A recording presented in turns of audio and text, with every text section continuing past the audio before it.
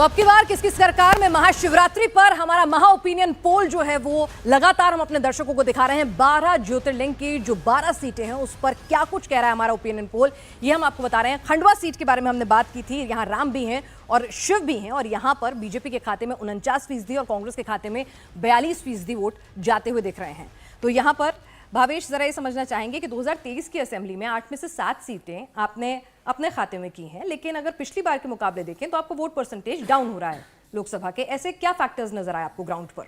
जैसा मैंने आपको कहा कि यहाँ पे कैंडिडेट स्पेसिफिक की वजह से आप बीजेपी के वोट में आपको डिप देखेंगे। दूसरा एक फैक्टर है, यहाँ पे लगभग 35% के आसपास आदिवासी वोट है, उसको लेके जो अभी सिटिंग एमपी है उनमें बहुत ज़्यादा उत्साह नहीं देखा जा रहा है। प्रोबेबली बीजेपी को शायद इसमें कंसीडर करना चाहिए कि सीट चेंज मतलब कैंडिडेट चेंज करना चाहिए।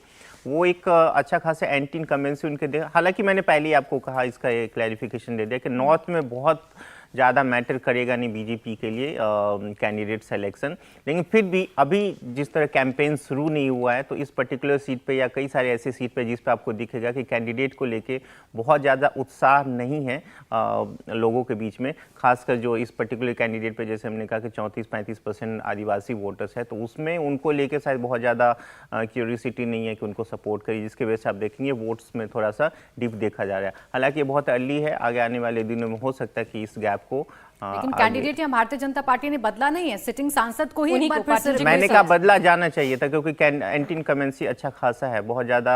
पर वो अभी उपचुनाव में ही तो उन्होंने कमान संभाली, अगर मैं गलत नहीं हूं तो।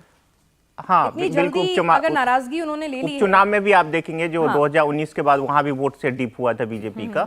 असेंबली में जरूर हुआ था, असेंबली का तो आप छोड़ दीजिए, आपको पता है बीजेपी जिस तरह का परफॉर्म करके है उसमें तो खुद बीजेपी को भी उम्मीद नहीं थी। जब हमने 160 सीटें प्रेडिक्ट किया था खुद बीजेपी के प्रेसिडेंट नहीं मान रहे थे कितना कैसे हो सकता है, तो वो एक अलग फिनोमिना था। लोकसभा का एक अलग फिनोमिना होगा, तो दोनों को कंपेयर नहीं करेंगे। लेकिन जैसे हमने कहा कि वहाँ पर्टिकुलर सीट पे पर्टिकुलर कैंडिडेट की वजह से कुछ नाराजगी होगी, जिसकी वजह से वोट से में डिप दिख रहा है। हालांकि मैंने पहले ही कहा कि बहुत ज़्यादा मैटर करेगा नहीं कैंडिडेट। जैसे जैसे आपको कैंपेन आगे बढ़ेगा, जैसे जैसे इलेक्शन में डेट नजदीक आएंगे चुनाव के, तो हो सकता है कि मोदी जी की रैलियों के बाद क्या कुछ असर पड़ेगा, ये भी देखना दिलचस्प होगा। बिल्कुल पड़ना चाहिए। जैसे मैंने आपको कहा अयोध्या का जिस तरह हम लोग जिक्र कर रहे हैं, खासकर जो रूरल में बहुत ज़्यादा इसको फोकस नहीं किया, क्योंकि हमारा जो सैंपल साइज होता है उसमें लगभग 70-80% रूरल सैंपल होता है। तो रूरल में आप देखेंगे जो अयोध्या का असर है वो शहरों से ज़्यादा है। लेकिन यहाँ पर अयोध्या का असर क्या हो सकता है, क्योंकि खंडवा वही जगह जहां पर रामचंद्र जी अपने वनवास के दौरान रहे भी, तो एक मैसेज और वहां पर एक कॉरिडोर डेवलप करने की भी बात हो रही है पूरा अयोध्या टू चित्रकूट। तो